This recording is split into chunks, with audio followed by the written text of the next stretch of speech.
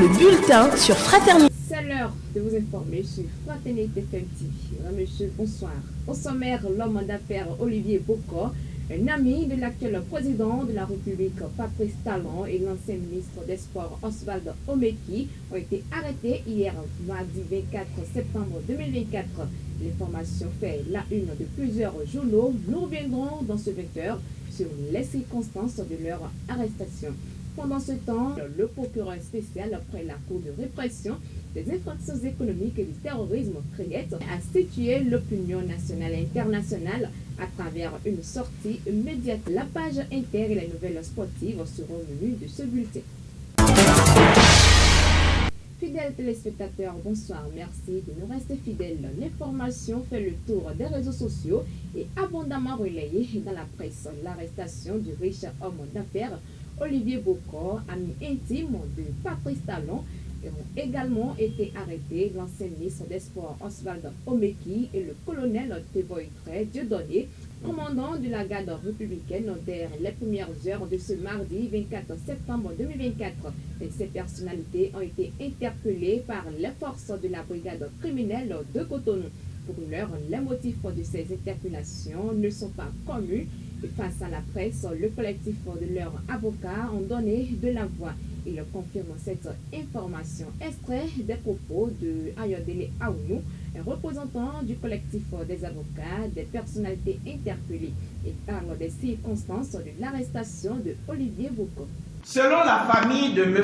Olivier Bokor, ce dernier se rendait sur invitation aux environs de 23h47 comme à l'accoutumée, au domicile du président de la République. Alors que M.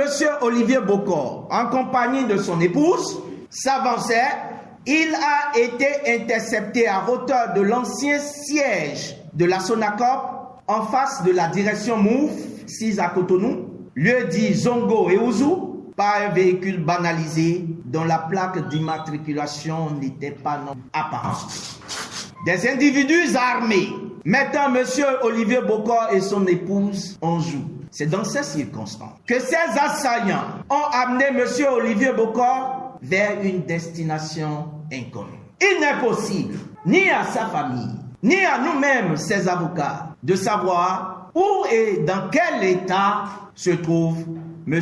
Olivier Bokor, sans doute privé d'aliments, mais je vous le dis, et surtout de ses médicaments. Ces avocats considèrent ces arrestations comme une violation de la Constitution et des lois de la République et exigent la libération immédiate et sans condition de leurs clients. Ils comptent saisir les instances régionales et africaines pour obtenir gain de cause. Le procureur spécial après la Cour de répression des infractions économiques et du terrorisme CREET a situé l'opinion nationale et internationale à travers une sortie médiatique.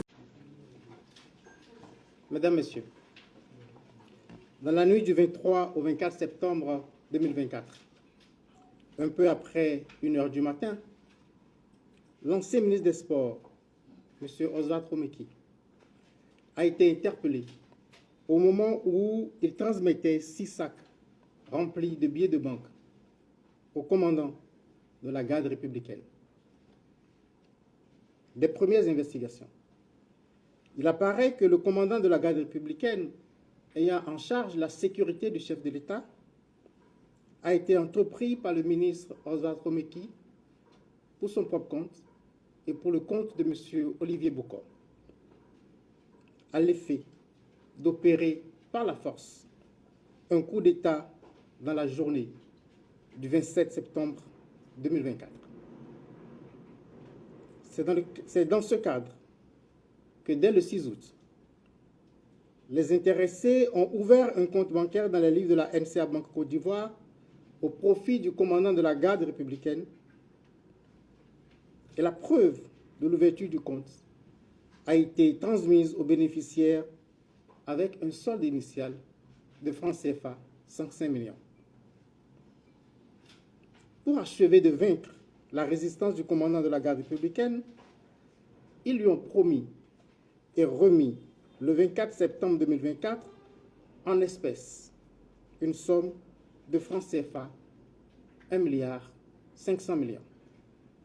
Et cette somme est décomptée en 129 lots de 10 millions constitués de billets de 10 000 francs et 42 lots de 5 millions constitués de billets de 5 000 francs.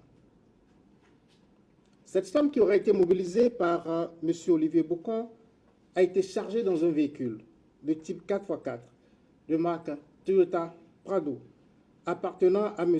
Oswald Romeki et muni d'une fausse immatriculation.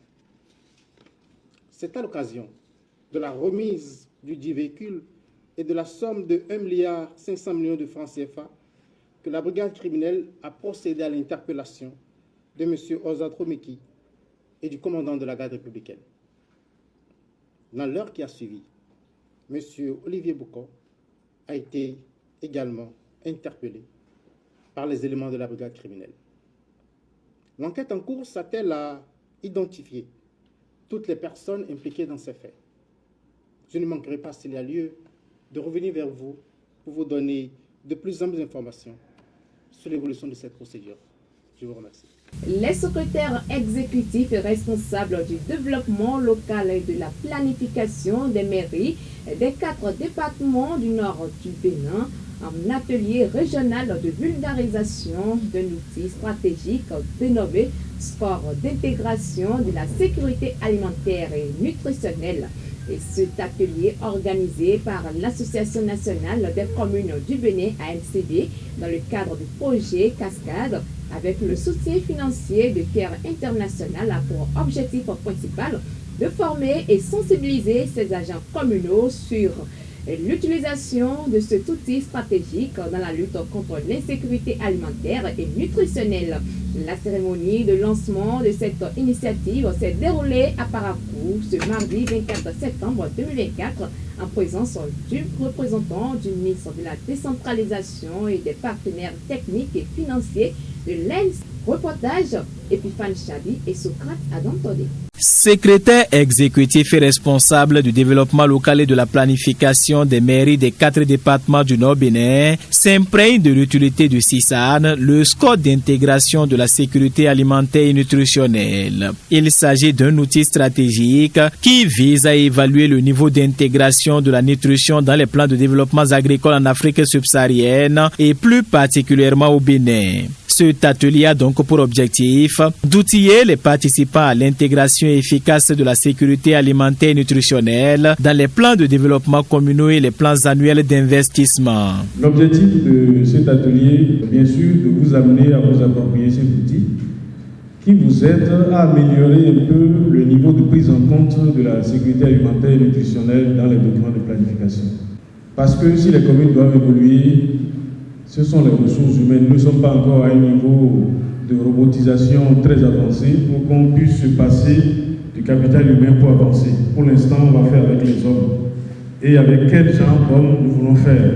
Des hommes qui ont été bien formatés, bien forgés, dont les ménages sont en forme pour concevoir, n'est-ce pas, les politiques de développement. C'est pour demain que nous travaillons.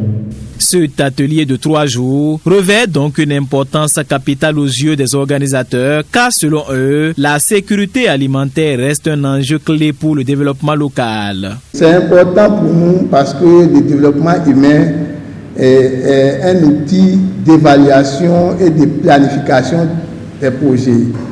Le projet Cascade étant basé sur l'existant, c'est-à-dire ce qui existe, les structures qui existent, nous n'allons pas créer d'autres. Et l'outil CISAN que la LCB a sollicité notre appui pour la mise à l'échelle. Étant donné que c'est un outil qui permet d'améliorer la sécurité alimentaire, la réduction de la malnutrition. Je pense qu'à travers cet atelier, vous allez davantage cerner l'outil qu'est CISAN afin de l'intégrer dans vos PDC pour son utilisation dans le cadre de la planification, de la budgétisation et du décaissement des fonds alloués à la nutrition dans les communes.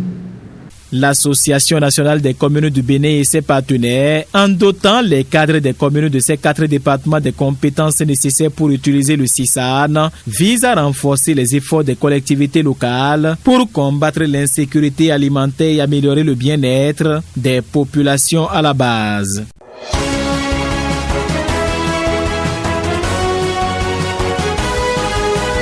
Au Nigeria, 19,4 kg de cocaïne d'une valeur de 4,66 milliards de naira, soit 2,93 millions de dollars, ont été saisis par les autorités nigériennes ce mardi 24 septembre 2024. La découverte a été faite sur un passager, un homme d'affaires nigérien de 48 ans, arrivé à l'aéroport de Lagos par un vol en provenance de l'Éthiopie. Selon une agence antidrogue, ce même individu aurait été reconnu coupable de trafic l'année dernière, mais aurait payé une amende pour éviter une peine de prison. Pendant ce temps, au Ouganda, le président ougandais Yoweri Museveni a limogé 3 hauts responsables de Makala qu'il accuse de négligence criminelle dans l'effondrement d'une décharge ayant causé la mort de 35 personnes le 10 août 2024. Ces sanctions interviennent après la publication d'une enquête de l'inspection générale du gouvernement mettant en lumière la responsabilité dans ce drame. C'était la page présentée par Pierrette Adjelé. On installe à présent Jacques Débé pour l'actualité sportive. Bonsoir Jacques Débé. Real Madrid, Mbappé pourrait s'absenter 3 semaines pour blessure. Blessure face à l'Aves ce mardi en Liga lors de la victoire 3-2 du Real Madrid. Kylian Mbappé souffre d'une lésion au biceps fémoral de la jambe gauche, annonce le Real au lendemain de la rencontre. Bien, l'attaquant tricolore devrait passer environ 3 semaines à l'infirmerie, ce qui acte d'ores et déjà son forfait pour le derby madrilène face à l'Atlético dimanche prochain. Le capitaine de l'équipe de France manquera également le déplacement à Lille en Ligue des Champions le mercredi suivant. En revanche, il devrait être remis pour la 3e journée de C1 contre Dortmund le 22 octobre et surtout pour le Classico face au FC Barcelone. Ce sera le 26 octobre prochain.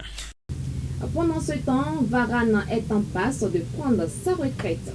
Sur le flanc depuis son arrivée à Côme, Raphaël Varane ne devrait plus porter la tunique du club italien. Selon le Parisien, le défenseur central français est sur le point de mettre un terme à sa carrière de footballeur. Un choix pas surprenant puisque l'ancien joueur du Real et de Manchester United n'a pas été inscrit sur la liste pour la Serie A par le promu, pas vraiment épargné par les pépins physiques ces derniers mois. Le champion du monde 2018 qui va faire son annonce dans les prochaines heures s'est blessé dès son premier match contre la Sampdoria le 11 août dernier en Coupe d'Italie.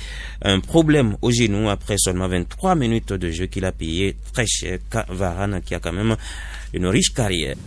Merci Jacques Débé pour toutes ces précisions, fidèles téléspectateurs. Ainsi s'achève ce numéro du bulletin d'information que j'ai eu le plaisir de vous présenter. Merci de nous avoir suivis. Le prochain rendez-vous, c'est pour demain. Bonsoir chez vous.